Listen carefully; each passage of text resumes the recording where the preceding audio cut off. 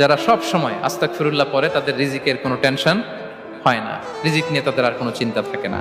আল্লাহ নবী নূহ আলাইহিস সালাম যিনি ওনার জাতিগোষ্ঠীকে বলেছিলেন ফাকুল তুস্তাগফিরু রাব্বাকুম ইন্নাহু কানা গাফফারা, তোমরা বেশি বেশি ইস্তেগফার করো, তিনি ক্ষমাশীল। ইস্তেগফার করলে কি হবে? ইউরসিলিস সামা আলাইকুম মিদরারা, রহমতের বৃষ্টি বর্ষণ হবে, তোমাদের জমিগুলো উর্বর হবে। ওয়া ইউমদিদুকুম বিআমওয়ালি ওয়া বানিন, আল্লাহ তাআলা তোমাদেরকে সম্পদে বারাকা দিবেন, সন্তানে বারাকা দিবেন। ওয়া ইয়াজআল লাকুম জান্নাতিন ওয়া ইয়াজআল লাকুম আনহারা, তোমাদের ফসল ক্ষেতগুলো সবুজ শ্যামল হয়ে ভরপুর হবে, তোমাদের রিজিকে বারাকা নেমে আসবে। তাহলে আমরা যেন বেশি বেশি ইস্তেগফার করি।